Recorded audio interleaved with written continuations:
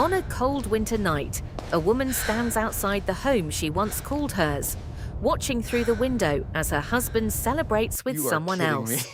Laughing, smiling, living That the is the life they were funniest thing I've supposed to heard share. all week. We have to tell Mike. Betrayed, abandoned, and left to rebuild from nothing, she could have disappeared into the shadows of heartbreak. But instead, she chooses something different. Step by step, she transforms pain into strength, silence into determination, and loss into the beginning of a powerful comeback. Because sometimes, the moment you are pushed out of someone's life is the exact moment you begin creating a better one. Value and lesson. Never underestimate the power of resilience. When life breaks your heart, it may also be giving you the chance to rediscover your strength and rebuild a future that truly belongs to you.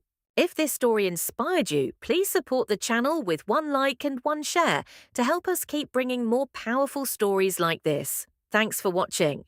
The smart frame on the wall went dark, but the silence that followed was louder than any sound. Evelyn's world was locked on the image she'd just seen. Her husband's hand, resting on another woman's pregnant stomach. His thumb drew slow, deliberate circles, the same private gesture he once used to soothe her. At 8 months pregnant, alone in their San Francisco penthouse, she had just watched a photo of her real estate tycoon husband murmuring to his star interior designer. And in that one gut-wrenching moment, Evelyn understood a horrifying truth. Chloe wasn't just his employee. She was carrying his child too. What would unfold in the next few hours was about to bring a $15 billion property empire crashing to the ground before the sun rose over the bay. But what Marcus Thorne failed to grasp was that his wife hadn't been lost in a nesting-induced haze for the past 3 months. She had been building a case. She was cross-referencing financial statements, creating encrypted data vaults, and following every single dollar he tried to hide. The woman he dismissed as overly sensitive and hormonal was about to become the fault line under his entire foundation. She turned off the frame with a soft click. There were no hysterical phone calls, no tearful accusations, no warning whatsoever. By morning, Marcus Thorne would lose it all. His company, his properties, his reputation, and his freedom. This is the story of how a woman's quiet observation became the most powerful demolition tool in the world. The lesson and value this story shares is a reminder that silence is often the sound of a strategy being executed. Sometimes, the people everyone overlooks are the ones planning the most spectacular takeovers. Your worth is never determined by someone else's betrayal. It is forged in the strength you find when they assume you have nothing left. The meaning of this story is this: every woman who has ever been made to feel like a beautiful fixture in her own home will see herself in Evelyn. Every person who has been manipulated, gaslit, or made to feel crazy for trusting their instincts will feel their fight validated in these pages. This story is evidence that you are never too broken to rebuild. You are never too lost to find your way back to yourself. And your voice, no matter how long it's been suppressed, can eventually become a roar. The greatest victory isn't in destroying your enemy, it's in reconstructing yourself. The reflection on the dark glass of the frame showed a stranger's face the instant Evelyn processed the truth. The silence in the penthouse was absolute, pierced only by the distant moan of a foghorn from the bay, a sound that seemed to cry out for her. 600 feet below, the lights of San Francisco glittered, completely unaware. Evelyn felt a universe away from them all. Her gaze was fixed on the digital frame, a piece of tech that was supposed to cycle through family memories, but had somehow synced with a hidden album on his personal cloud, on Marcus, on his hand, on Chloe's body. Their penthouse, atop the Thorne Tower, was a minimalist temple of glass and concrete, filled with $20 million of automated technology. The art, which Evelyn had personally curated, now hung on walls that felt like a prison. This was the headquarters of Thorne Developments, the crown jewel of the city's skyline. And on its own network, her husband was displayed, caressing his pregnant mistress. She replayed the image in her mind. 1, 2, 3 seconds. His thumb making that gentle, claiming circle. Chloe was laughing at something he'd whispered, a sound of pure, unscripted joy. Evelyn recognized that laugh. It was the one Marcus used when he was genuinely captivated, completely in the moment. He hadn't laughed with Evelyn like that in years. A chime sounded from a nearby screen, a calendar alert from the home's AI. It was a digital ghost, mindlessly following its programming. It didn't see her pain. No one did. The city below, the world outside, had already moved on, already forgotten the pregnant woman whose life had just been demolished. The soft silk of Evelyn's maternity gown stretched taut over her belly. 32 weeks, 8 months carrying Marcus Thorne's son. She placed a hand over the curve of her abdomen, and the baby responded with a sharp kick, as if he could feel the seismic shift in their universe. She reached for her phone, unlocked it, watched the screen glow, locked it, unlocked it again. What was she supposed to do? Text him a screenshot? A casual, "Who's this?" Ask him to explain why his hand was on his lead designer as if she was his entire world. She locked the phone. There wasn't an app in the world that could fix this. The memory of Eleanor Thorne's voice slithered into her mind. Marcus's mother moved through the world of high finance like an icebreaker, formidable, silent, and leaving a trail of shattered competitors. Her words from their last charity dinner wrapped around Evelyn like a frozen shroud. "Image is everything, my dear," Eleanor had said, her voice as smooth as velvet, but as hard as granite. "People believe what they see." "Did you see him?" Evelyn whispered, a ghost in her own living room. "I saw him with Chloe. His hand was on her stomach."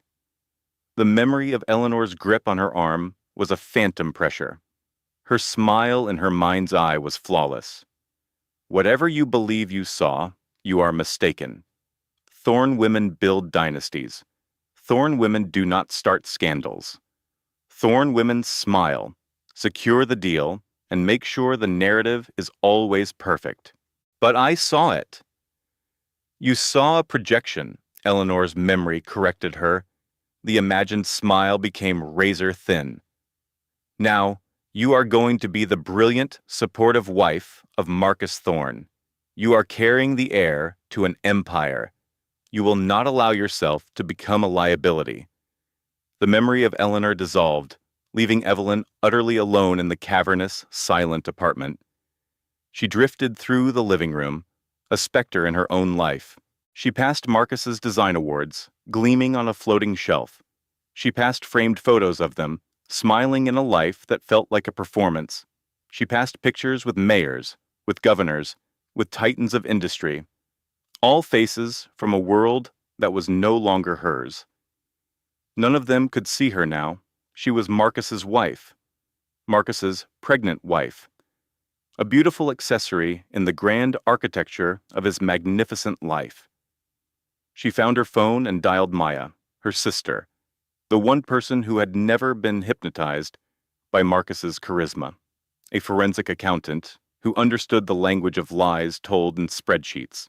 Her sister's voice was crisp, alert, even well after midnight. "Evelyn, you sound like you've seen a ghost." Maya paused, her tone hardening instantly. "What did you find?"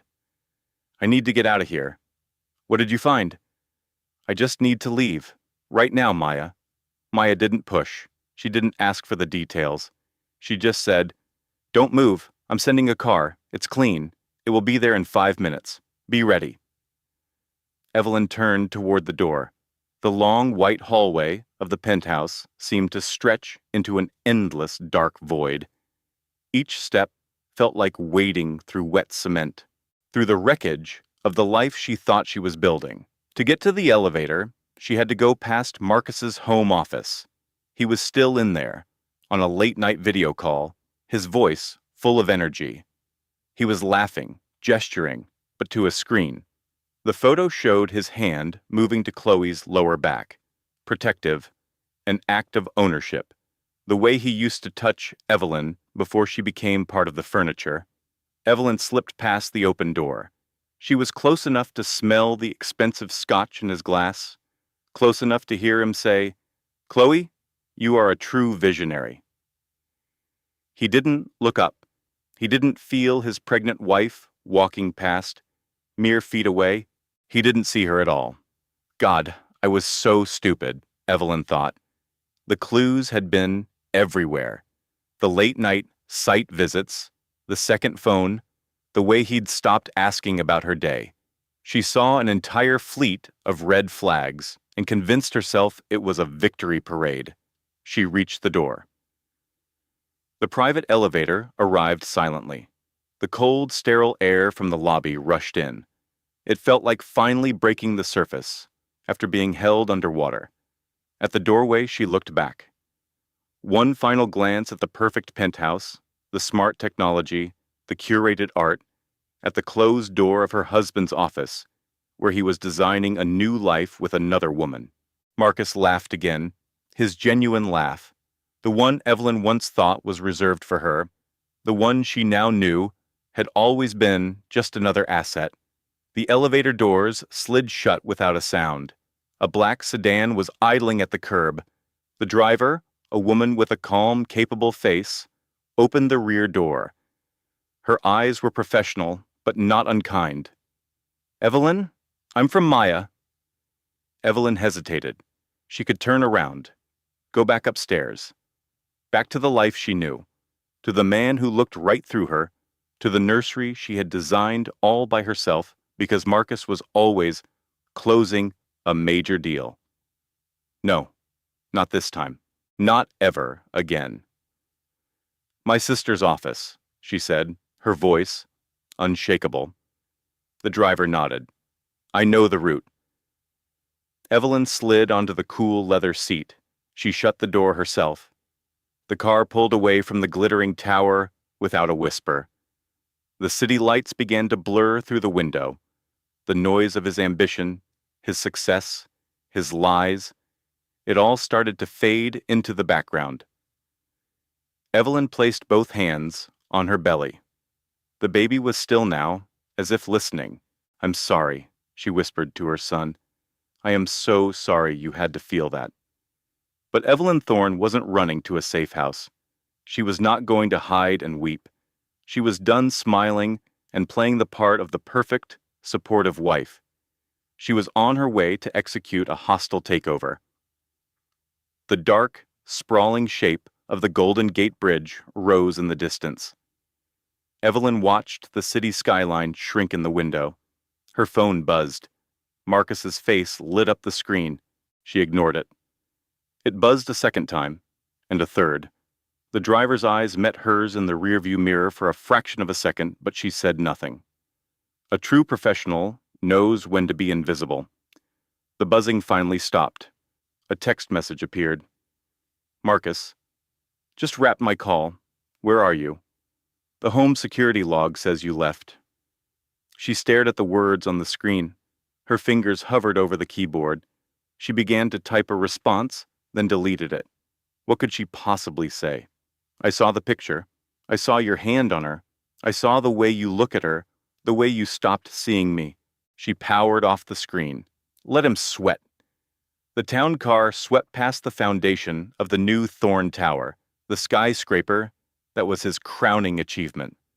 The memory felt like a physical blow. Claire had been right there at the groundbreaking. He had praised her from the podium, calling her his cornerstone. "Together, we're reshaping the Chicago skyline," he had declared, his voice full of conviction. "Building a better future."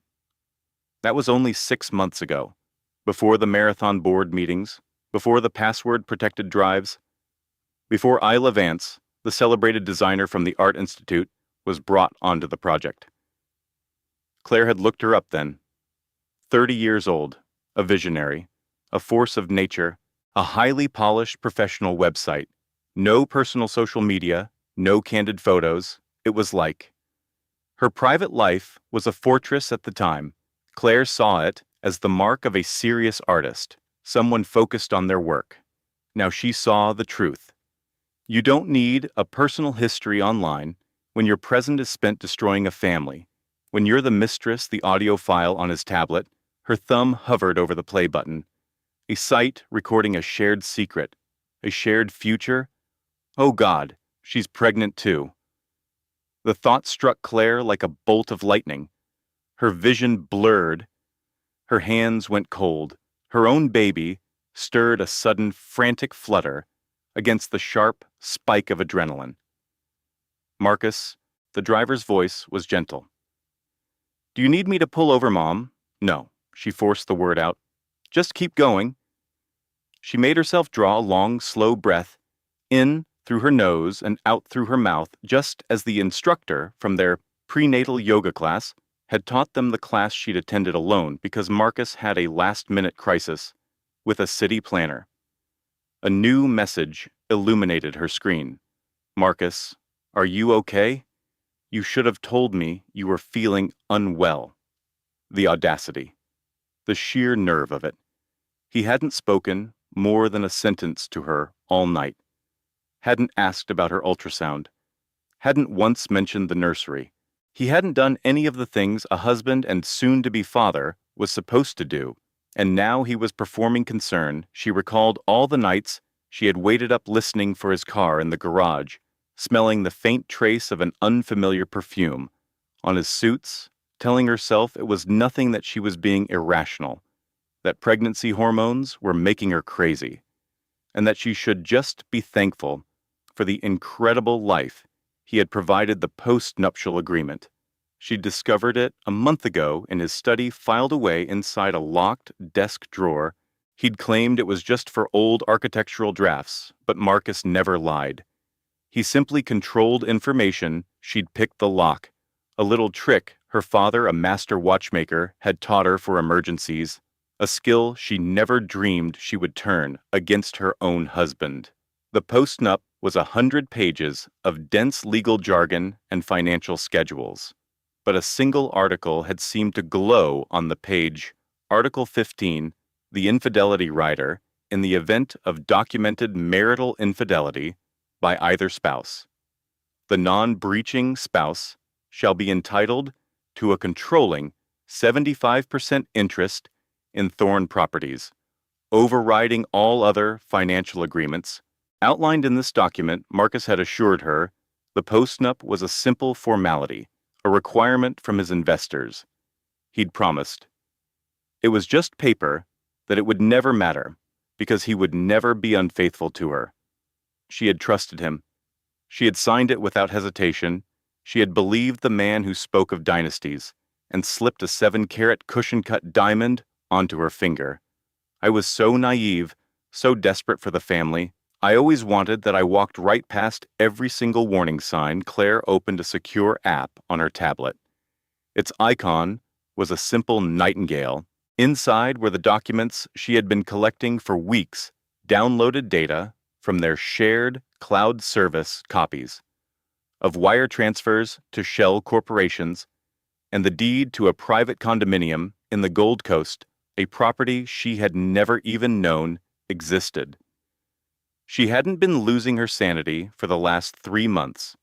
She had been gathering ammunition. After finding the post-nup, she had phoned her uncle, Daniel Russo, the attorney who managed her father's estate and the man who had drawn up the original charter for Thorne Properties years before she and Marcus ever met. She'd posed hypothetical questions about marital contracts, about infidelity riders, about what could happen if a wife discovered her real estate mogul husband was a liar. Daniel's hypothetical answers had been terrifyingly specific. Another message from Marcus. Marcus, I'm getting very concerned. Please answer your phone. She composed a reply and for the first time sent it Claire. I'm fine, I just needed some space. It wasn't a lie, but it was far from the truth. It was carefully constructed strategy. His response was immediate. Marcus, come home, we have the hospital wing dedication in the morning. The dedication, the perfect photo opportunity. The city's premier power couple, presenting a united front, donating $5 million for pediatric care, while one of them was systematically defrauding the very community he pretended to serve, because that was the other secret. Claire had unearthed the crime that made his affair seem trivial. The Lakefront Initiative wasn't just Marcus's signature philanthropic endeavor. It was his personal slush fund. Donations were solicited. A few high-profile parks were landscaped. The rest of the money was laundered through untraceable accounts in the Cayman Islands. Uncle Daniel had helped her decipher the labyrinth of corporate filings. A friend from her old life as a museum curator helped her prove the charitable project. Budgets were fabricated. Her mother, Eleanor, a retired investigative journalist, had helped her follow the money trail. They had all been watching over her, protecting her, building a case in ways she was only now starting to understand. Claire, I've gone to my mother's. I'm not feeling well. She switched the phone off, letting the screen go dark, cutting the final digital link to the life she once knew. The car rolled through quiet, tree-lined streets, a 24-hour diner, a coffee shop with its chairs stacked on tables, a little town green with a gazebo, wrapped in fairy lights. Normal places for normal lives. For people who had no clue that Claire Thorne's perfectly curated world had just been detonated, or perhaps it had just been forged, because the proof she possessed against Marcus Thorne wasn't just grounds for a divorce, it was grounds for a federal indictment enough to utterly demolish him, to seize his company, to destroy his reputation, to take away his freedom. The evidence in her possession wouldn't just end a marriage, it would topple an empire. Claire rested her forehead against the cool window. The baby finally grew still. Her trembling subsided. The tears never fell. She was finished crying over him. She had wasted enough of her life on someone who viewed her as a polished trophy, a producer of a suitable heir, a convenient accessory for his public persona. Never again. Just one more hour to her mother's home in Lake Forest. One more hour to review the blueprint for the absolute ruin of Marcus Thorne. Claire shut her eyes, not to sleep, but to plan. The porch light was on a warm beacon. Eleanor always left it on when she was expecting her daughter. The brick Tudor home was the opposite of their sleek penthouse on Lakeshore Drive. Warm wood, dark green shutters, the same tire swing her dad had hung from the old oak tree 25 years before, swaying gently in the November breeze. This was home, a true home, not a cold glass box, filled with designer furniture and empty spaces. Thomas guided the car up the long gravel drive. The crunch of the stones was the only sound as he cut the engine. Should I wait? Mrs. Thorne? He asked, his voice low. No, thank you, Thomas.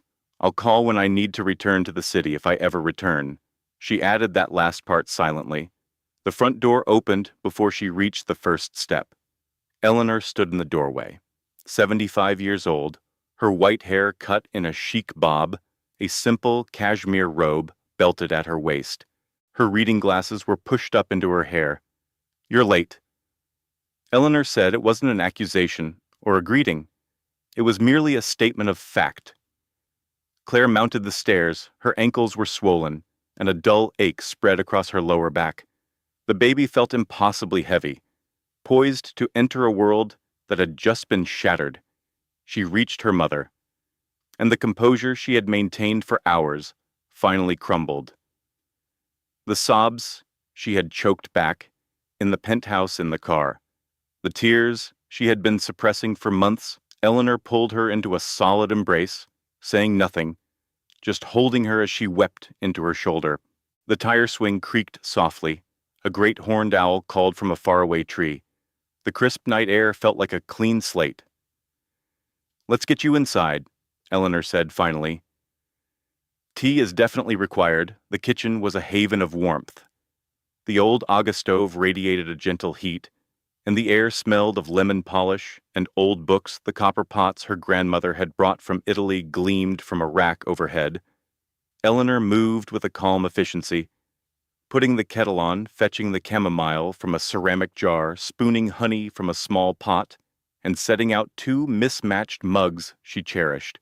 They could never bring themselves to get rid of them.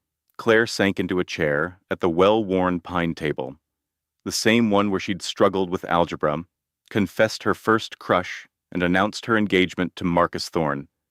Eleanor had not been impressed. She had asked too many pointed questions that Claire at the time had dismissed. What does he really want, Claire? What does your gut tell you? Claire's gut had been screaming at her to be careful, but she had refused to listen. She had been completely enchanted by the brilliant, handsome developer who made her feel like the center of the universe. I should have listened to her, she thought, to my own instincts, to that little voice that knew something wasn't right from the very beginning. The kettle whistled its shrill song.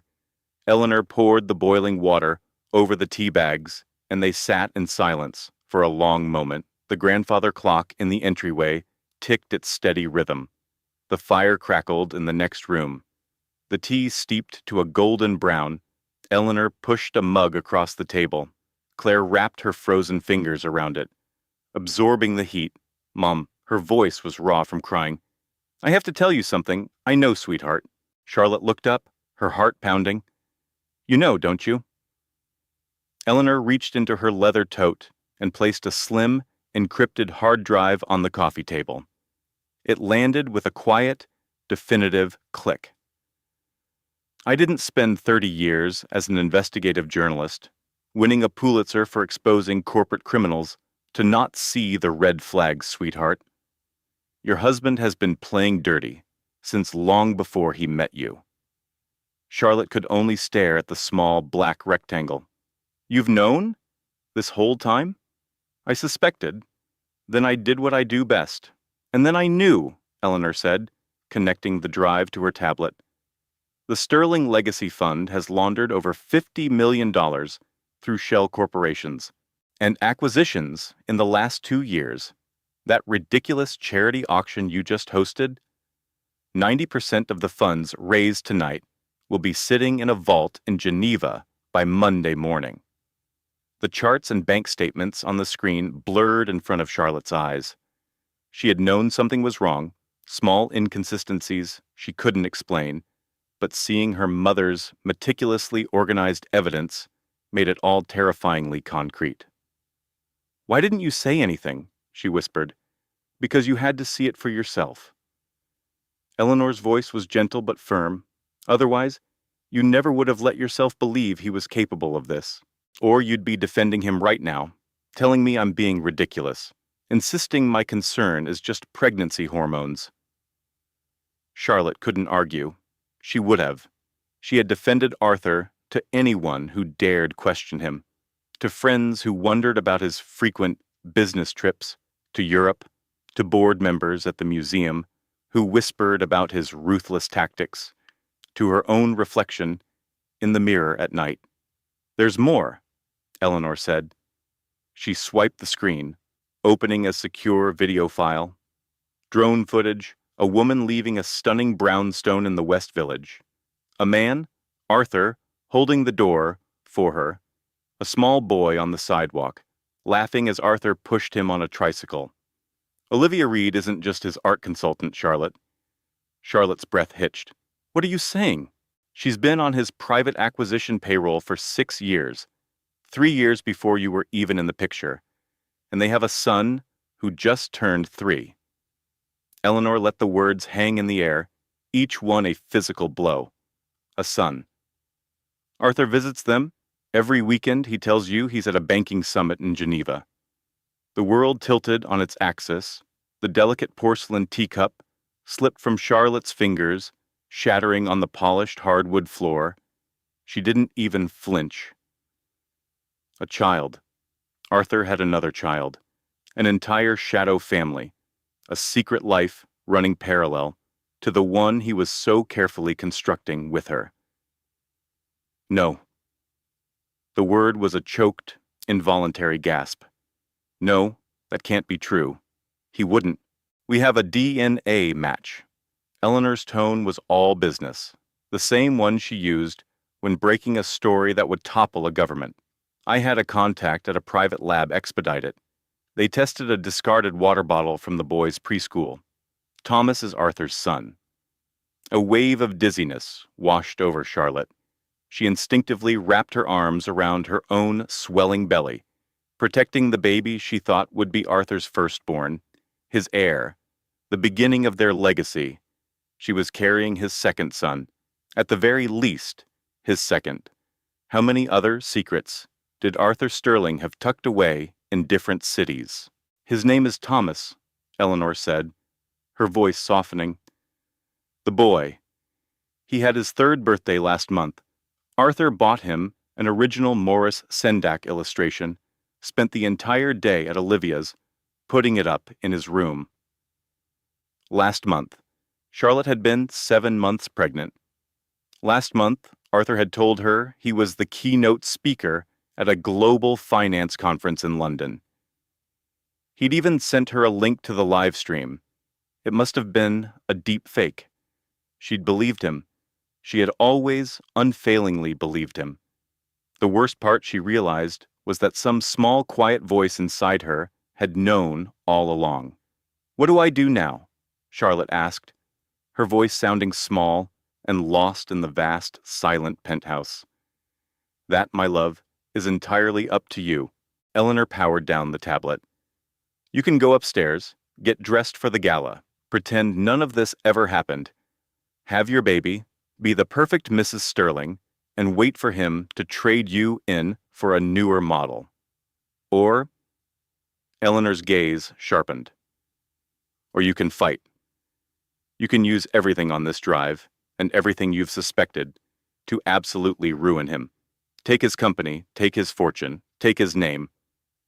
Charlotte stared at her mother, the woman who had raised her alone, who had faced down dictators and billionaires with nothing but a pen and the truth, who had taught her how to spot a forgery and read a prospectus, and to never, ever trust a man who keeps his finances a secret from his wife.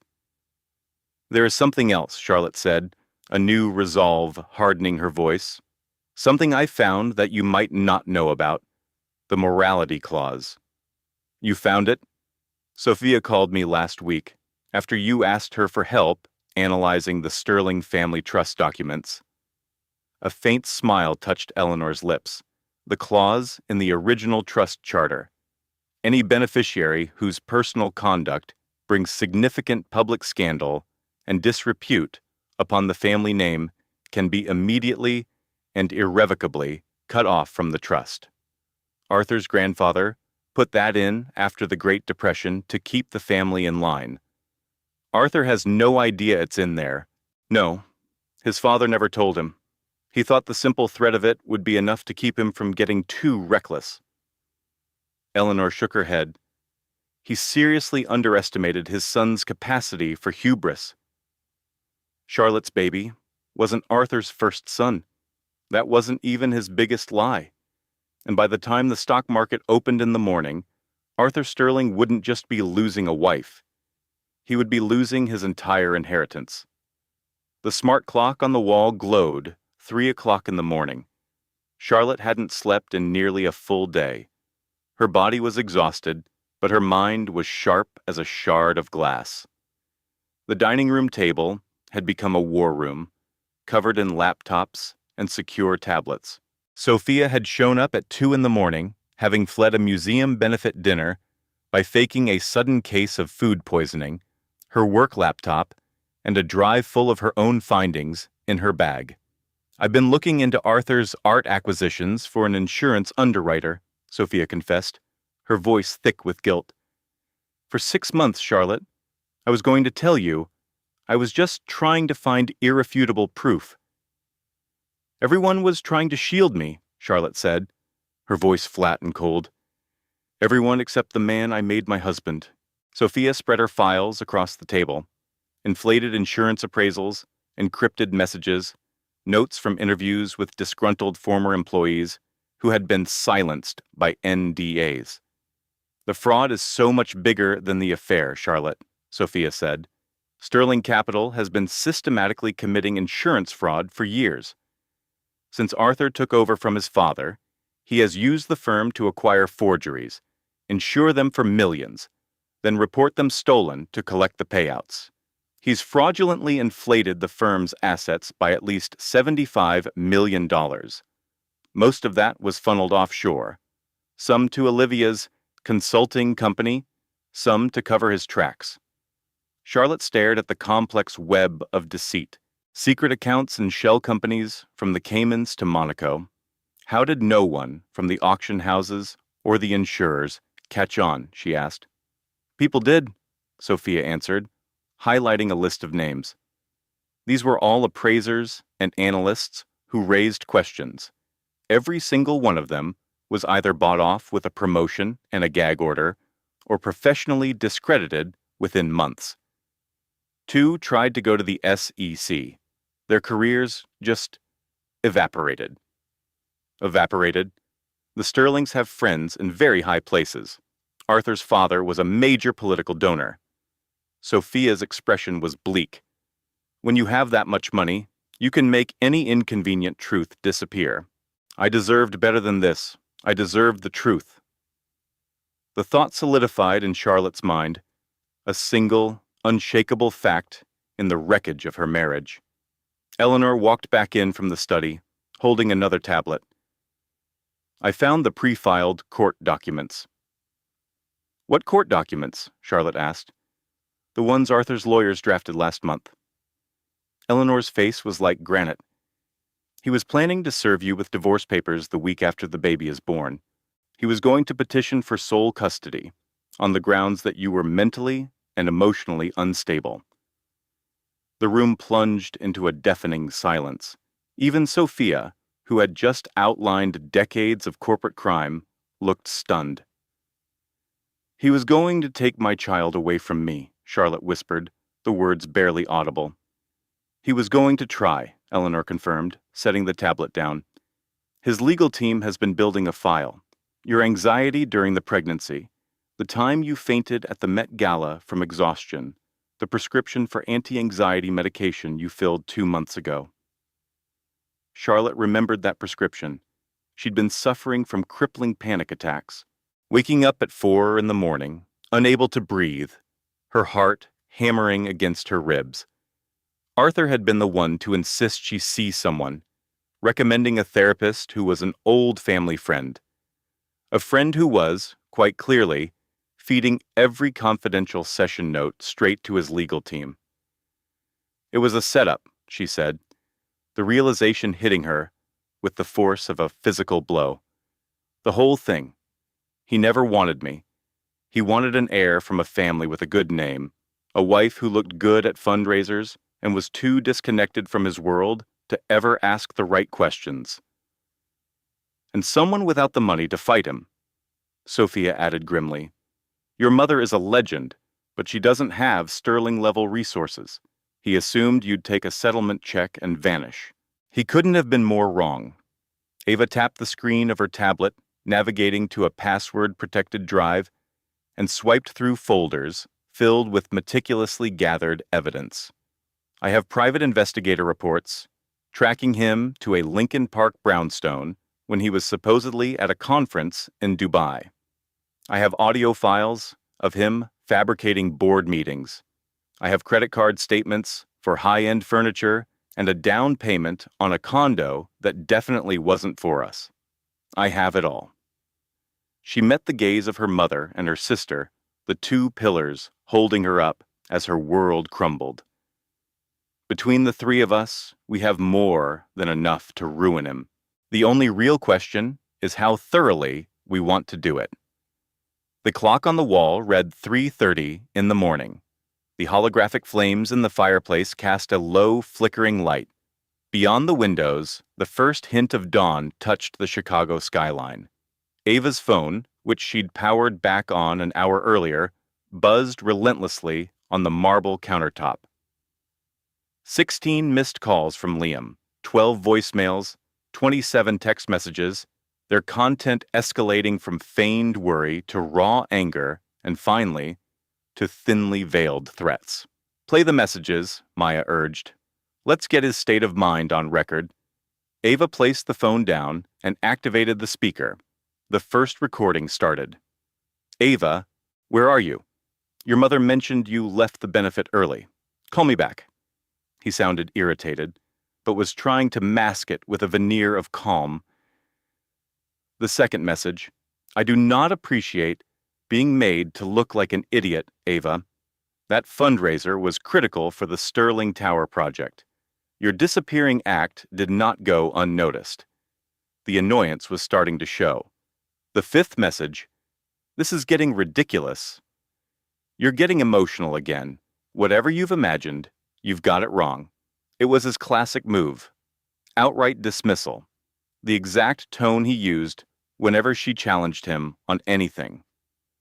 The eighth message: "If you refuse to answer, I'll have to assume you're having another anxiety spell. You know what Dr. Evans said about your hormonal shifts."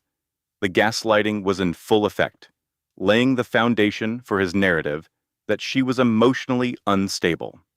The 12th and final message: "That's it. I'm calling Dr. Evans. It's clear your pregnancy is affecting your better judgment. You need to get home right now."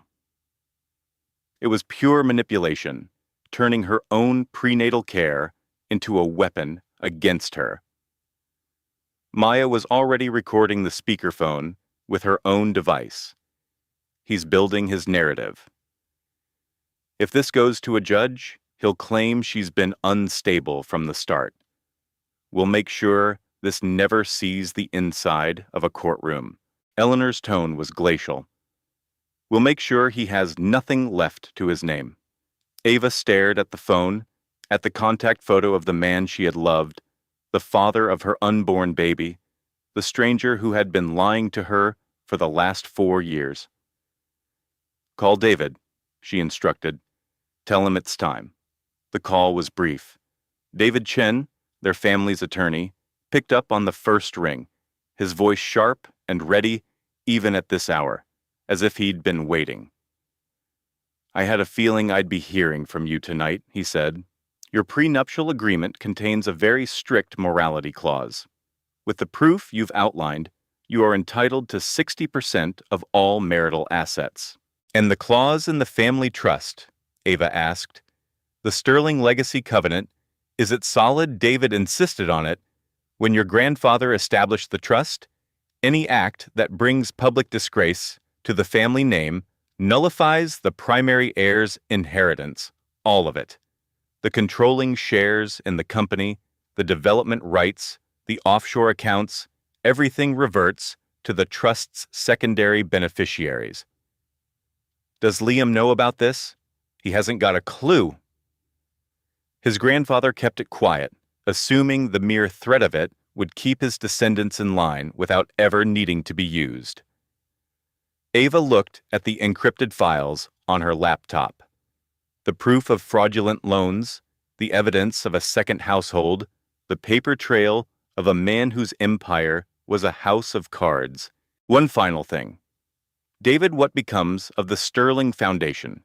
If we expose his financial crimes, the primary assets will be frozen pending a federal investigation, and any untainted funds would likely be restructured under new management. David paused, or they could be placed into a new philanthropic entity with a new director, someone who could ensure the money went to actual community projects.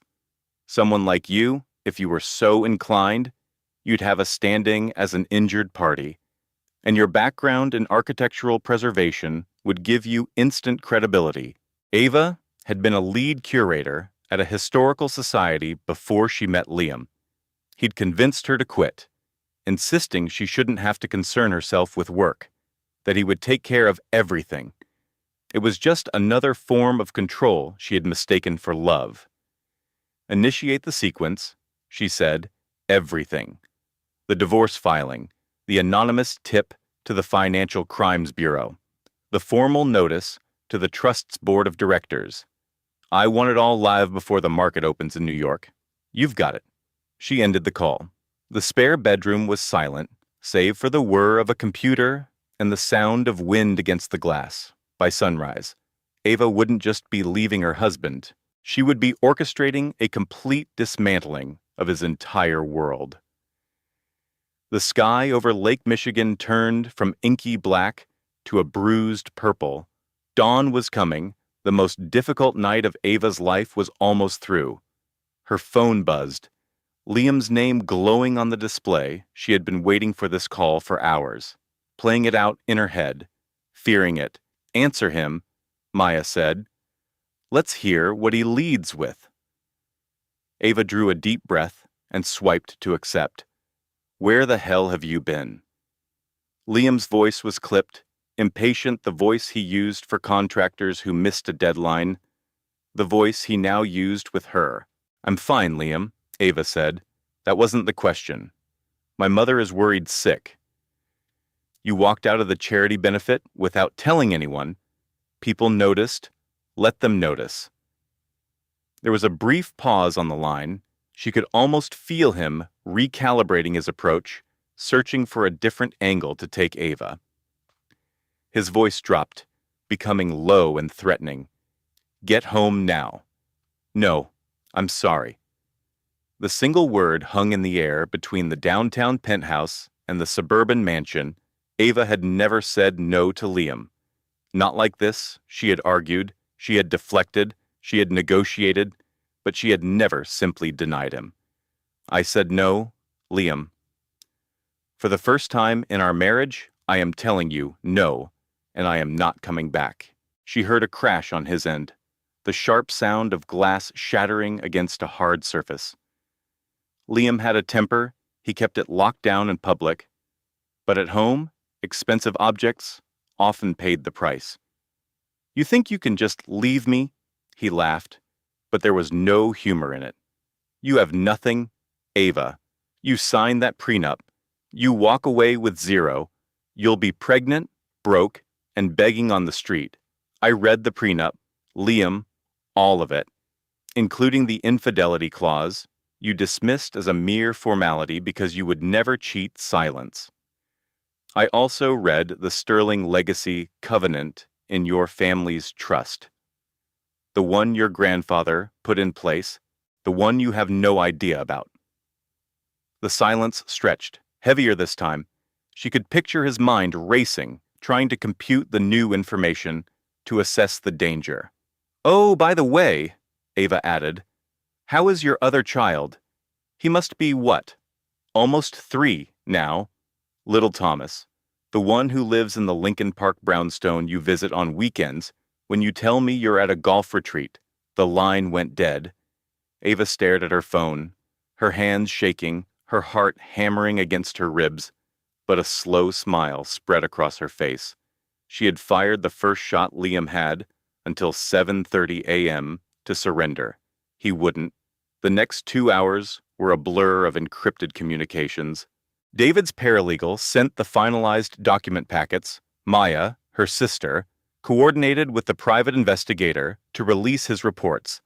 Ava approved every step, authorizing each action with a click of her mouse. At 6 o'clock in the morning, she officially filed for divorce. The petitions landed simultaneously in the email accounts of Liam's lawyer, the trust's board members, and the Federal Bureau of Investigation's White-Collar Crime Division.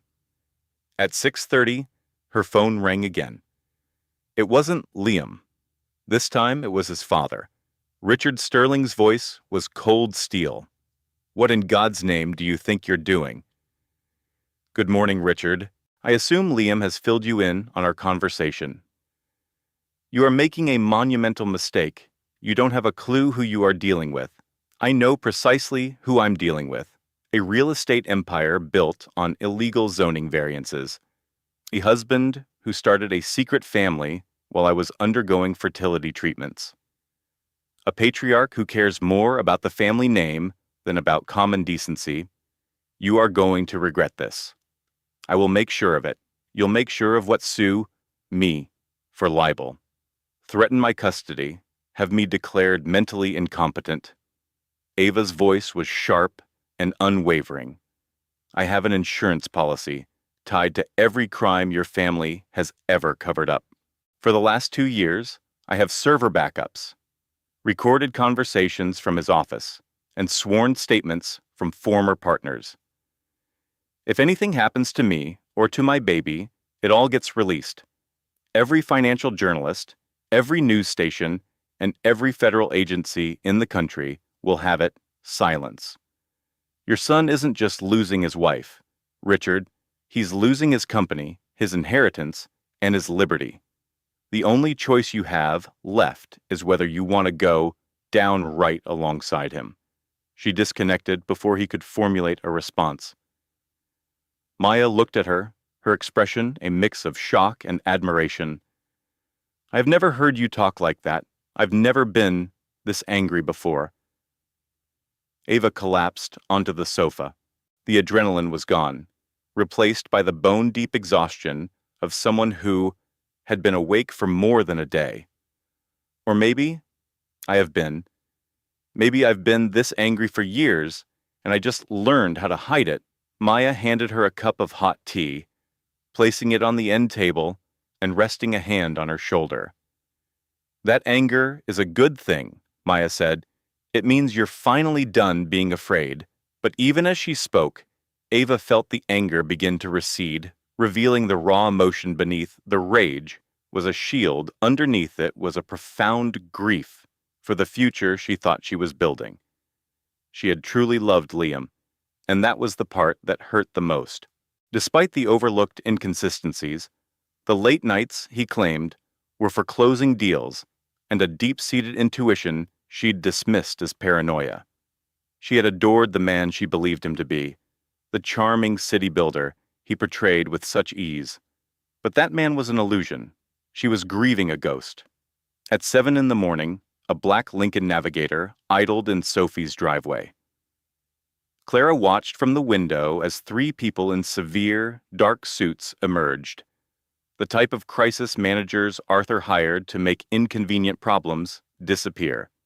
They moved toward the front door, sleek and assured, prepared to handle the outburst and bring a volatile asset under control. They had no earthly idea what was waiting for them.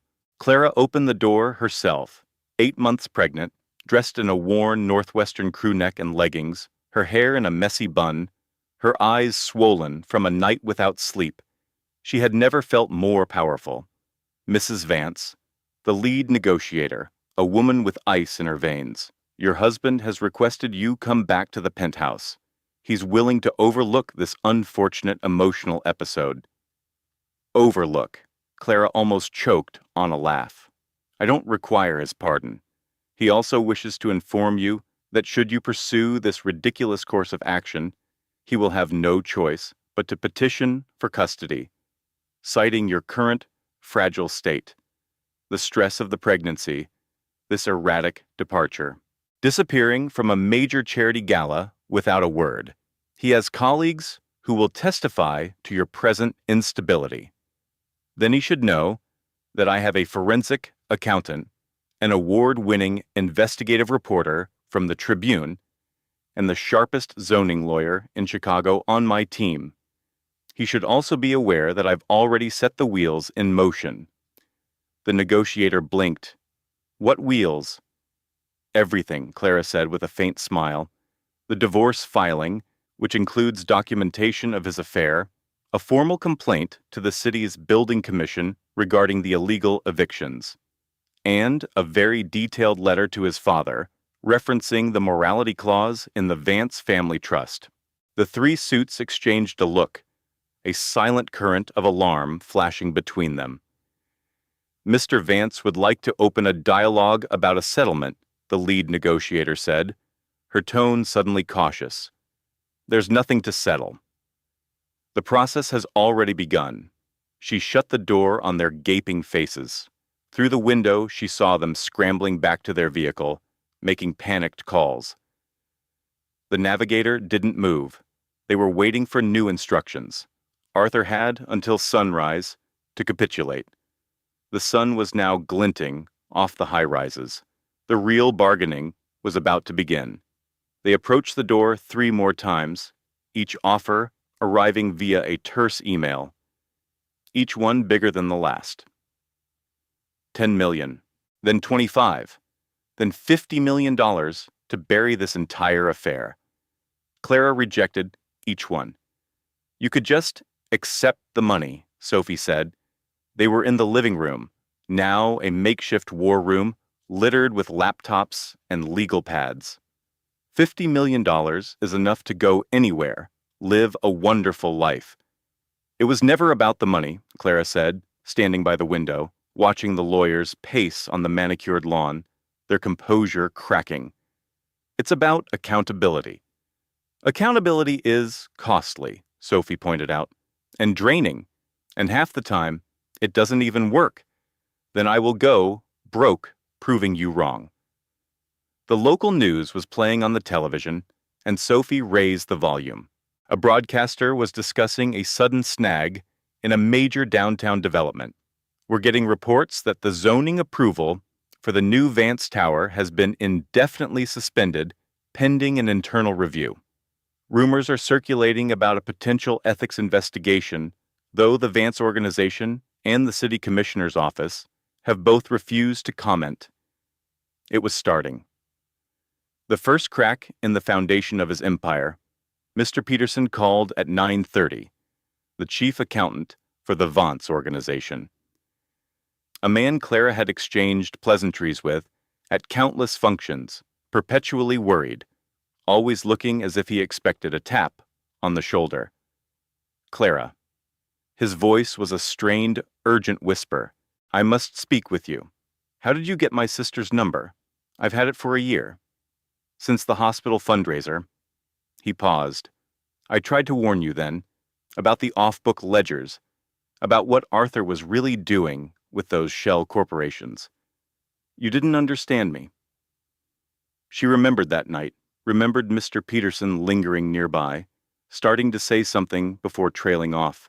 She'd just thought he was overwhelmed by the crowd. I understand now, she said. I have the original books, every eviction he pushed through with forged paperwork, every kickback he paid. I've kept a private copy for 5 years. His voice was tight with a combination of fear and resolve. I told myself I had to stay, to try and protect the tenants where I could, to shield the junior staff who had no clue their boss was a predator. But it just got worse and worse. Why are you telling me this now? Because you're the only person with the courage to actually stop him. David took a shaky breath. And because you were always kind to me at those galas, when everyone else looked right through me. You asked about my wife. You remembered her name. Clara had forgotten those small moments of connection, the humanity she insisted on bringing to the staged performance of being Mrs. Arthur Vance. I will go on the record, Peterson said, his voice gaining strength. Anything your lawyer needs, I will provide. Thank you, Mr. Peterson. Thank you for this. It's long past time. She hung up the phone. Maria, her lawyer, was already making notes on a yellow pad. The head accountant flipping is a game changer, Maria said. That's irrefutable proof. That's access to financial records we'd have to fight for years to get. It's also a decent man risking his entire career to do the right thing. Clara felt a sharp pang of recognition. He stayed for years trying to balance the books, just like I stayed trying to fix the marriage. We were both trying to salvage a structure built on a rotten foundation. The doorbell chimed, making Clara flinch. More lawyers, more settlement figures, more attempts to buy her silence. But the person on the security camera wasn't a courier. It was Eleanor Vance. Arthur's mother stood on the rain-dampened Chicago street below, the very picture of Gold Coast aristocracy in an impeccable camel hair coat, holding a slim leather briefcase. Sophie stepped in front of Clara. "I don't think you should let her in. I am not here to make this worse." Eleanor's voice, metallic through the speaker, was different, weaker, more fragile than Clara had ever known it to be. "I am here because I want to help." Clara moved past her sister. "Why would you ever want to help me?" Eleanor's regal composure cracked, just for an instant. It was just long enough for Clara to glimpse the profound exhaustion beneath it. "Because my grandchild deserves to be born into a family that isn't built on crime. Because I have spent a lifetime cleaning up after the Vance men, and I am finished. Because I know where the real proof is hidden, and it's time for someone to drag it into the light." She held up a single, ornate brass key, the master key to the family vault. Decades of tax evasion, illegal campaign contributions, blackmail material. Everything Arthur's father has been hiding since the 1980s. Eleanor's hand was shaking. "I married into this dynasty when I was 21 years old. I have been a silent accomplice to their greed ever since. Perhaps this is how I can begin to make amends." Clara stared at the key on the screen. "Why now? Why not 10 years ago?" "Because 10 years ago, I was still terrified of my husband, of losing my status in this city, of being cast out with nothing." Eleanor's eyes were bright with tears she refused to shed. "But my grandson is coming, and I will not let him be raised in the same poison that ruined my own son." It was the most honest thing Clara had ever heard her say. "I can't forgive you," Clara said, her voice hollow, "for all the years you watched and did nothing, for every time you told me my job was to be a loyal wife. I am not asking for your forgiveness. I am asking for the chance to do one thing right." Eleanor lifted her chin. "Anything you need. Whatever it takes to bring that organization to ashes, I will give you, even if it costs me everything I have." The chiming from the doorbell had ceased. The street below was quiet, apart from the distant sound of traffic. Clara looked at the image of the key, at her mother-in-law's shattered expression on the screen, at the life she was about to burn to the ground. No settlements, no mercy, no turning back. "Come up," she said. "We have a great deal to talk about." They spoke for hours, and then Eleanor was gone. Maria left shortly after, and even Sophie went to her study to take calls from her own concerned friends. Clara was finally by herself. She went into the guest room, the walls still a pale yellow from when her sister first bought the brownstone. An old armchair was piled high with finance journals. The window faced the Chicago skyline, the same skyline she had gazed at a decade earlier, dreaming of the life she would build here. She had gotten it, she thought, a sprawling penthouse with views of the lake, a blinding diamond on her finger, a marriage to a real estate titan. A life built on a foundation of lies. The adrenaline was gone. The fury had cooled to ash. The only thing left was a profound, cavernous sorrow. Clara sat on the edge of the bed. She laid her hands on her belly, feeling the gentle stir of her son inside her. "I truly loved him," she whispered into the silent room. "My God, I actually did. How did I not see it?" The sobs came then, not the delicate tears of a tragic heroine, but ugly, wrenching sounds that clawed their way out of her. It was a deluge of buried grief, of bitterness and humiliation. Scouring away years of willful ignorance, she cried for the wedding she thought was a dream, for the trip to Paris, when Arthur had felt so completely hers, for the night he proposed at the top of the Hancock building, promising her the world. She wept for the wire transfer confirmation she'd found while he was supposedly scouting properties in Miami, for the architectural blueprints of their future nursery he'd never even looked at, for the perfect, light-filled room she had prepped and painted alone while he was with Katya. She wept for the woman she was before him, a respected architect, fiercely proud of her designs, content in her cozy, art-filled condo in Lincoln Park. That woman had vanished, demolished, and rebuilt to fit Damian Blackwood's world, his relentless social schedule, his unending expectations.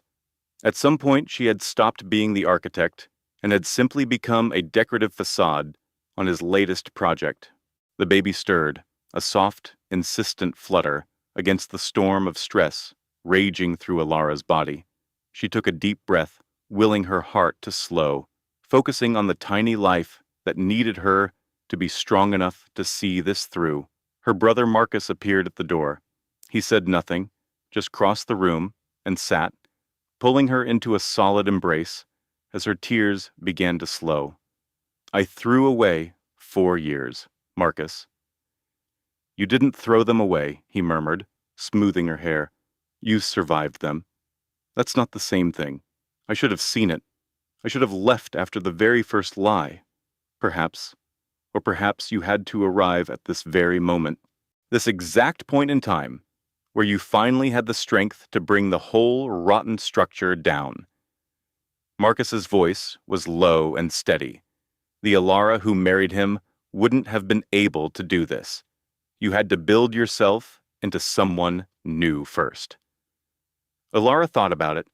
She pictured the young woman who had been so captivated by his ambition, who accepted every excuse because the future he promised felt so grand. That woman was an idealist. That woman was desperate for a love as monumental as the building she designed. This woman was neither. "I'm terrified," Alara whispered, "of what comes next, of doing this alone, of being the one who took a match to Chicago's favorite son." "Good. Being scared means you understand the stakes." Marcus pulled back, meeting her gaze. "But you're not alone. You have me. You have Genevieve. You have your friends. And now, heaven help us, you even have Arthur. What if I fail? What if you win?" Alara had no response to that. She hadn't allowed herself to imagine a victory, to picture a future that wasn't defined by this war. "Go take a hot shower," Marcus said gently. "Put on something that feels like you. I'll handle dinner. Then we plan our first move." He walked out, and Alara remained in the silence for another minute. She was marshaling her resolve, fortifying herself for the siege to come. The shower was blistering, the steam a cleansing burn. She stayed under the water until her skin was pink, until the last tear was washed away, until she felt scoured clean for the first time in years. She dressed in clothes from a box Marcus had saved from her old life, a worn-out t-shirt from a local indie band that barely fit over her belly, and a pair of soft, frayed jeans. She studied her reflection. She didn't recognize the woman with the warrior's eyes, but maybe that was for the better. She had spent 4 years becoming Mrs. Blackwood. It was time to remember who Alara was. By mid-afternoon, the news had detonated. An anonymous source had leaked a dossier to the city's leading financial journal. The Illinois Attorney General immediately announced a formal investigation into the Blackwood Foundation. The stock for Blackwood Properties, once the titan of the Midwest, dropped 15% in less than an hour. Board members were scrambling, issuing denials, or resigning outright. Lawyers were offering no comment. Alara watched it all from Marcus's apartment. Her lawyer, Genevieve, sat beside her phone buzzing incessantly. "That wasn't my doing," Genevieve said, looking genuinely surprised. "My strategy was to file the injunction tomorrow, give Damian just enough time to perjure himself publicly. So who did it?" A text from Genevieve's contact gave them the answer. Arthur. He chose to protect the future of his grandchild over the present of his son. Alara could only stare at the phone. Her father-in-law, a man whose life motto was, "The family legacy is all that matters." The man who had ruled Chicago's elite for 40 years.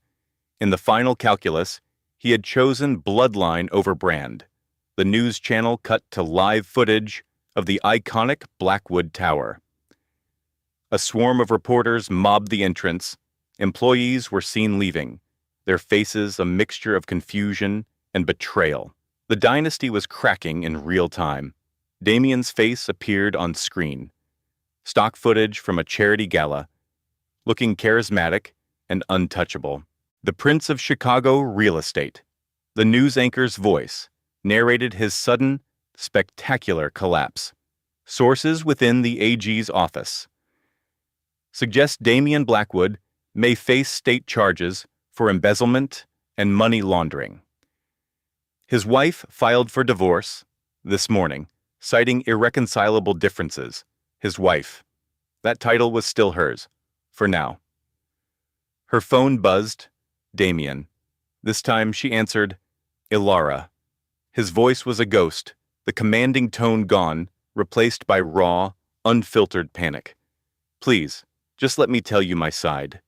You can't. The business, my father. You don't know the kind of pressure I was under. I understand that you made a decision, she replied, her voice as calm and cool as Lake Michigan in winter. Every day you made a decision, and every single day you decided to lie to me. I love you. The words were so hollow, she nearly laughed. They were meaningless. They always had been. No, Damien. You loved what I represented. The artistic wife, the perfect partner for your portfolio, the stabilizing influence you needed to secure your next round of financing. Her voice was steady. You never loved me. You have no idea who I am.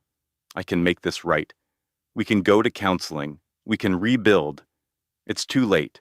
It was too late the day I found the wire transfers from our foundation to her.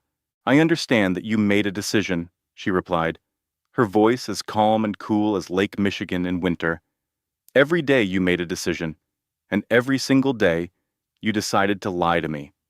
I love you. The words were so hollow, she nearly laughed.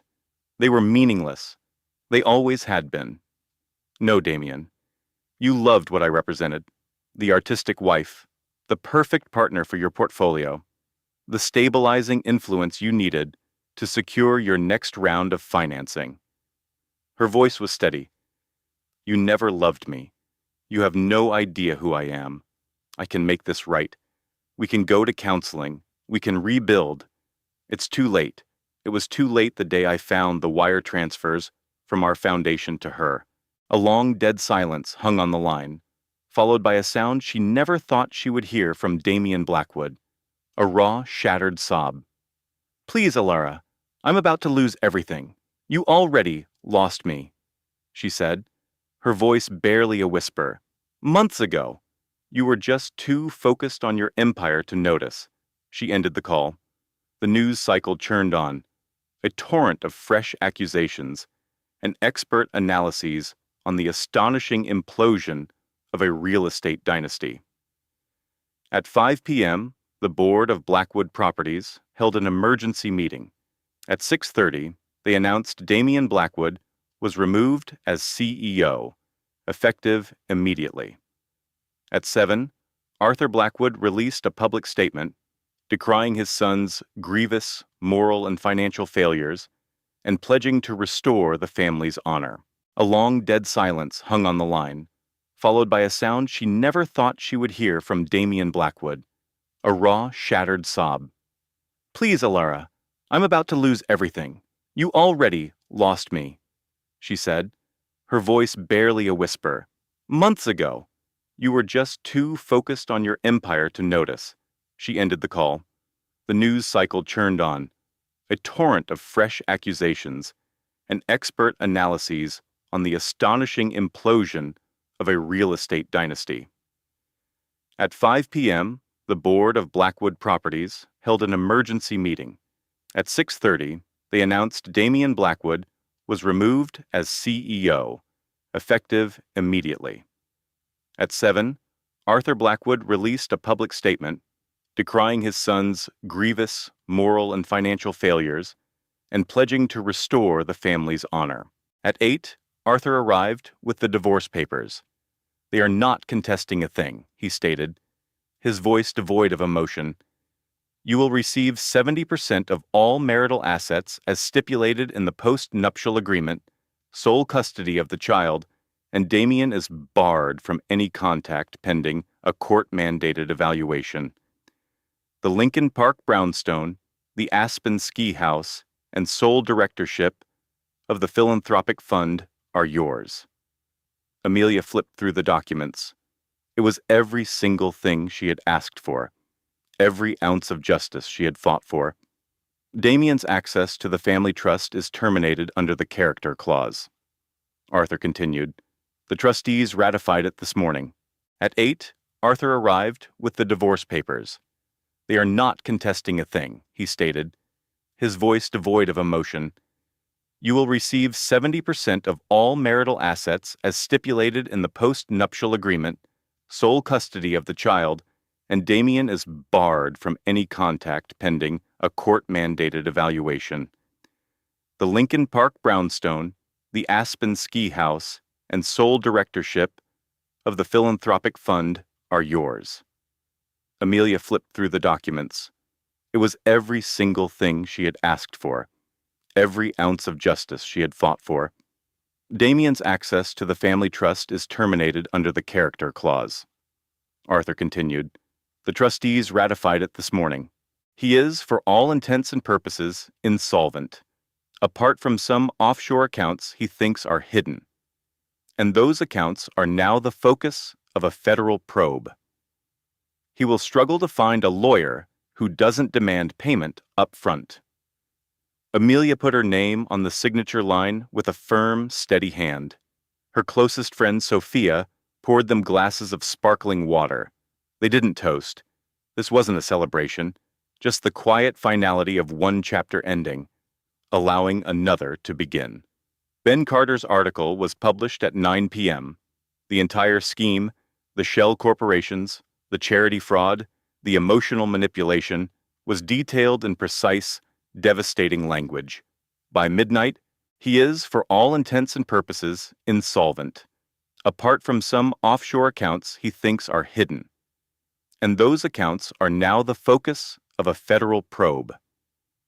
He will struggle to find a lawyer who doesn't demand payment up front. Amelia put her name on the signature line with a firm, steady hand. Her closest friend, Sophia, poured them glasses of sparkling water. They didn't toast. This wasn't a celebration, just the quiet finality of one chapter ending, allowing another to begin. Ben Carter's article was published at 9 p.m. The entire scheme, the shell corporations, the charity fraud, the emotional manipulation, was detailed in precise, devastating language. By midnight, Damien Blackwood's name was ruined. Amelia stood at the vast window, the Chicago skyline laid out before her like a carpet of diamonds. She had done it. She had gone up against a real estate titan and his formidable family, a dynasty that had been burying secrets for a century. She laid both hands on her rounded stomach, and her son gave a powerful kick. "It's over now," she whispered. "He can't harm us anymore." But, as she said it, she knew it wasn't completely true. The legal battle would be a marathon, stretching on for months, possibly years. There would be painful depositions, media scrutiny, and bitter custody disputes. Damien Blackwood's name was ruined. Amelia stood at the vast window, the Chicago skyline laid out before her like a carpet of diamonds. She had done it. She had gone up against a real estate titan and his formidable family, a dynasty that had been burying secrets for a century. She laid both hands on her rounded stomach, and her son gave a powerful kick. "It's over now," she whispered. "He can't harm us anymore." But, as she said it, she knew it wasn't completely true. The legal battle would be a marathon, stretching on for months, possibly years. There would be painful depositions, media scrutiny, and bitter custody disputes. Damien would not go down without a fight. His father, a retired titan of industry, would finance any legal maneuver to protect the family name. The Blackwood machine, though damaged, would continue its methodical war of attrition. But she had a weapon they could never defeat, the absolute, unshakable truth. She had friends who would stand by her no matter what. She had a son who would be raised knowing his mother was a creator, not a casualty. And that was more than enough. It was everything. A week later, Amelia was at Dr. Evans' clinic for a routine appointment. Her son was healthy, his heartbeat strong and steady. "You have been through an incredible amount of stress," Dr. Evans said softly. Damien would not go down without a fight. His father, a retired titan of industry, would finance any legal maneuver to protect the family name. The Blackwood machine, though damaged, would continue its methodical war of attrition. But she had a weapon they could never defeat, the absolute, unshakable truth. She had friends who would stand by her no matter what. She had a son who would be raised knowing his mother was a creator, not a casualty. And that was more than enough. It was everything. A week later, Amelia was at Dr. Evans' clinic for a routine appointment. Her son was healthy, his heartbeat strong and steady. "You have been through an incredible amount of stress," Dr. Evans said softly. "How are you, really?" "Better than I should be," Amelia confessed, and then hesitated. "Is that wrong? Shouldn't I be more devastated?" "There is no correct way to process betrayal," the doctor replied, making a note on her chart. "But honestly, you seem more centered than I have seen you in over a year." It was the truth.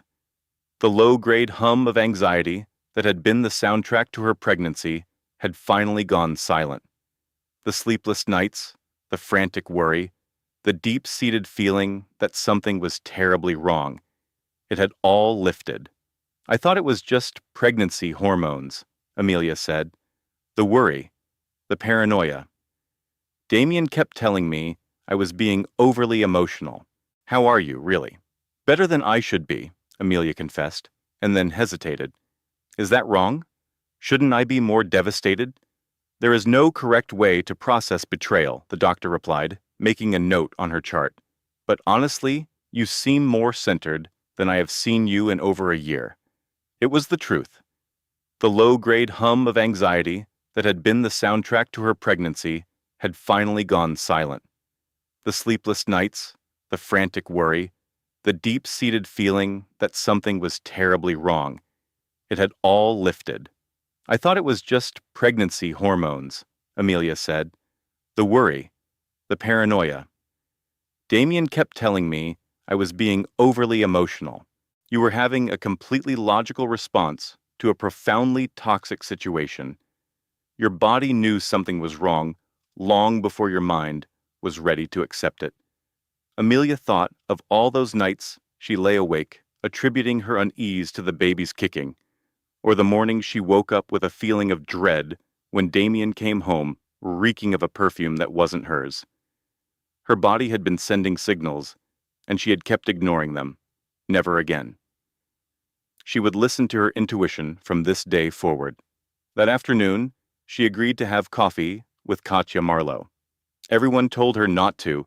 "Sophia, Arthur, you were having a completely logical response to a profoundly toxic situation. Your body knew something was wrong long before your mind was ready to accept it." Amelia thought of all those nights she lay awake, attributing her unease to the baby's kicking, or the morning she woke up with a feeling of dread when Damien came home reeking of a perfume that wasn't hers. Her body had been sending signals, and she had kept ignoring them. Never again. She would listen to her intuition from this day forward. That afternoon, she agreed to have coffee with Katya Marlowe. Everyone told her not to. Sophia, Arthur, even her own mother, who held a tangled mess of feelings about her son-in-law's affair. But Clara had to see the face of the woman who had helped right her husband's grand deception. They chose a quiet little bistro in Greenwich Village. Neutral territory, away from gossip columns and watchful eyes. Isabel looked far more mature than her 27 years, her face etched with exhaustion and regret. Her hand shook as she lifted a cup of coffee. "I had no idea," she said, the words rushing out before Clara could speak. "About the hedge fund, the SEC investigation, about what he was doing to your portfolio. I believed—" She paused, collecting herself. "I believed I was his reality. I thought you were just the arrangement." Even her own mother, who held a tangled mess of feelings about her son-in-law's affair, but Clara had to see the face of the woman who had helped right her husband's grand deception. They chose a quiet little bistro in Greenwich Village, neutral territory, away from gossip columns and watchful eyes. Isabel looked far more mature than her 27 years, her face etched with exhaustion and regret. Her hand shook as she lifted a cup of coffee. "I had no idea," she said, the words rushing out before Clara could speak. "About the hedge fund, the SEC investigation, about what he was doing to your portfolio. I believed—" She paused, collecting herself. "I believed I was his reality. I thought you were just the arrangement. Is that the story he sold you?" "He spun a tale I was desperate to buy." Isabel's eyes filled with tears.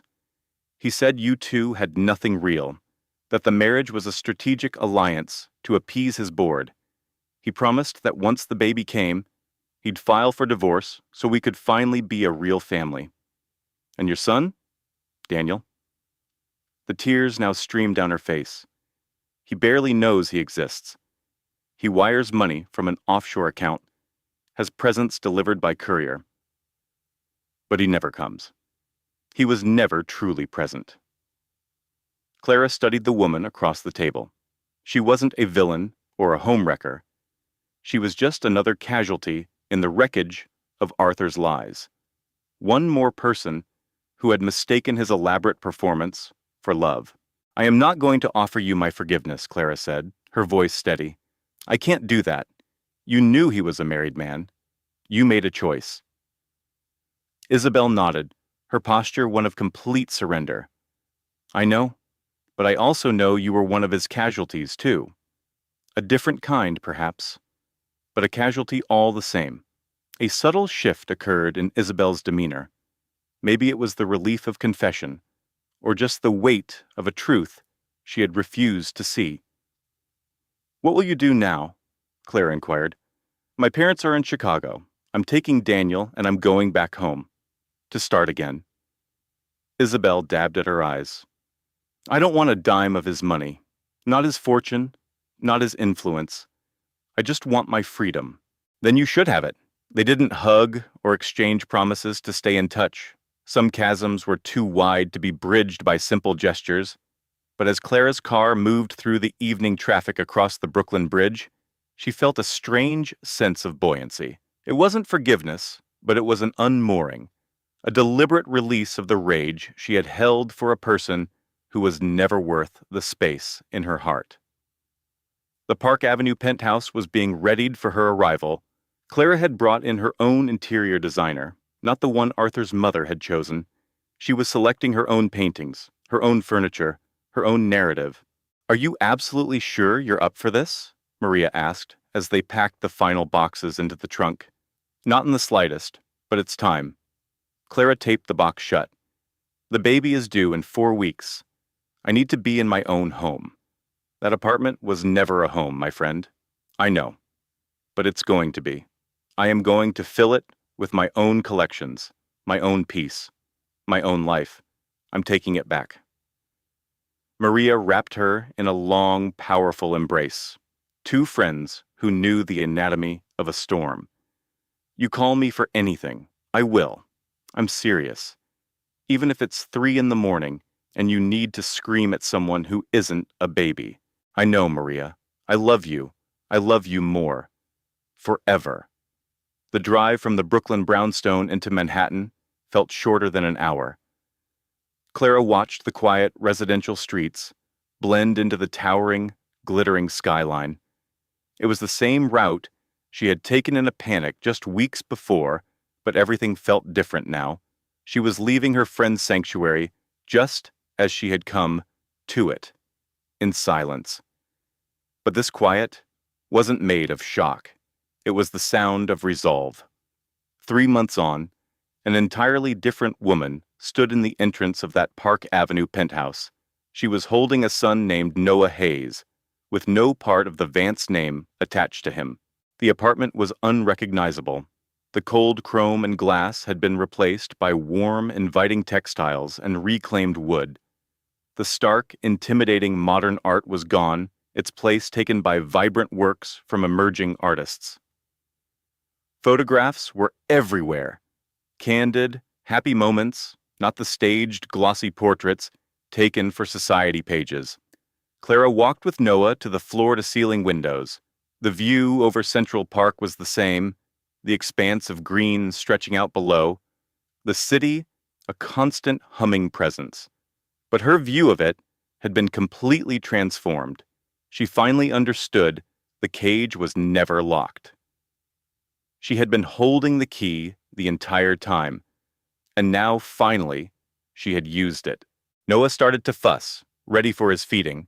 Clara sank into the classic Eames rocker her father had sent from their home in Boston, the same one her mother had rocked her in. 3 generations of strong women connected by an unspoken bond. As she fed her son, she thought of the woman she had been, the one who would walk into a Wall Street charity gala, 8 months pregnant, and feel like a ghost. The woman who had watched a diamond earring fall and shatter on the marble floor. A symbol of her own broken life. That woman had been terrified and lost, clinging desperately to the wreckage of a marriage. This woman was none of those things. The doorman buzzed. It was David, her lawyer, arriving for their weekly meeting. He brought folders detailing the foundation, now called the Hayes Family Foundation. No more Vance, no more ill-gotten gains. The first grants had been issued the week before. Funding for female entrepreneurs, donations to nonprofits, helping women leave abusive relationships, real money for real change. Arthur's arraignment is next month, David said, his voice kind, always kind. The U.S. Attorney's Office will be calling you to testify. I know. Are you ready for that? Clara gazed down at Noah, at his impossibly perfect, sleeping face. This was her son, who would one day know the whole truth. Yes. She adjusted the baby in her arms. One day he will ask me about his father. I need to look him in the eye and tell him that I told the truth, that I refused to be silenced, that I stood for what was right and held him accountable. It's not going to be easy. His defense team will paint you as vindictive, unstable, all the threats they made before. Let them try. I have the wire transfer records. I have the whistleblowers. I have nothing left to fear. David gave a small smile. You've changed, Clara. I just remembered who I was before I met him, she replied, looking him straight in the eye. That woman was always in there. She just got sidelined for a while. After David left, Clara placed Noah gently in his crib. She stood by the window, watching the dusk settle over the city, wrapping the world in a soft, hazy light. Her phone buzzed. A text from Mark Jennings, the investigative reporter. You might want to check out the Times tomorrow. We just won a Polk Award. The expose, the series of articles that had brought Vance Capital crashing down, had just won one of the highest awards in journalism. Another message came in. From a contact on the Vance Capital board, it's done. The board has voted to dissolve the firm. Arthur's father is facing his own SEC investigation. The dynasty is officially over. The father is in ruins. The son is awaiting trial. Everything Arthur had ever worshipped, more than his wife, more than his children, more than basic human decency, had been reduced to dust. A final text appeared from a number she didn't recognize. Clara almost ignored it, but then opened it. It was from Isabel. Thank you for not lumping me in with the wreckage. I'm in therapy. Daniel and I are okay. You gave us that chance." Clara put her phone away. She went back to the nursery and looked down at Noah, at the peaceful rhythm of his breathing. She thought about that awful gala, the night her reality shattered, and knew it wasn't the end. It was the beginning. About the misdirected email that landed like a bomb in her inbox, about the hollow sound of the hotel suite door clicking shut behind her. She'd arrived at that finance summit as Arthur Vance's pregnant wife, an accessory, a lovely piece of art. To complement his ambition, she left as herself, as Clara, as a woman who refused to be erased. The baby squirmed in her arms, his little eyes fluttering open and connecting with his mother's, in a soft, searching gaze. "I'm going to tell you a story someday," Clara whispered, "about a woman who forgot her own colors, who let a man convince her she was just a portrait in the gallery he owned, who almost let her own canvas be painted over completely." Noah let out a soft sigh, his tiny fists uncurling, and I will tell you how she found her palette, again, how she mixed new colors and painted a masterpiece. From the financial ruins of the old life, she reached into the bassinet and gently brushed her daughter's cheek. "That woman was your mother, and I need you to understand that you are never too damaged to be restored. You are never too lost to find your way home to your own art. You are never too silenced to find your own voice." Noah wrapped his tiny hand around her finger, holding on with a grip that felt like an anchor. "We're going to be okay," Clara said. "We are going to be more than okay. We are going to be the artists of our own lives." The lights of Manhattan started to sparkle against the dark sky. A new night, a new chapter, beginning. Clara lifted her son, holding him close to her heart, letting a deep sense of peace wash over her. She had walked into that hotel room as one woman and had walked out as another.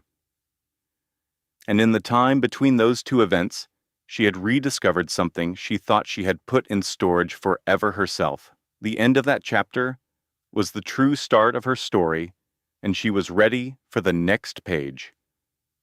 The courtroom was a feeding frenzy for the media reporters, packed the benches.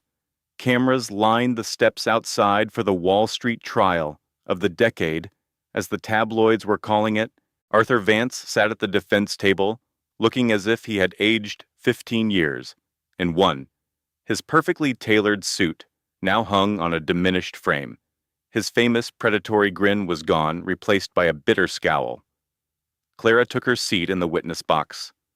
Calm and centered, Noah was safe at home with Maria, her mother who had flown in from Boston to be with her grandson. The prosecutor walked her through the evidence, the offshore accounts, the shell companies, the intricate web of deception, everything she had discovered in those feverish hours after the summit. Arthur's lawyers did their best to discredit her, painting her as a scorned wife out for financial revenge. Fueled by a quiet fury, she answered every query with unnerving precision, offering no drama, no tears, just ledgers and transaction records after she stepped down from the stand. As the jury filed out to deliberate, she strode past the defense table. Arthur looked up at her, his face a pale mask of disbelief. "Was it worth it?" he whispered. "Destroying all of this." She paused her gaze, meeting the man she once adored, the man who had shattered her reality, the man who forced her to forge a resilience she never knew she possessed. "Your entire portfolio was built on a lie." "Arthur, I just handed them the audit." She exited the courthouse into the crisp Boston air, into a life that was now entirely her own creation.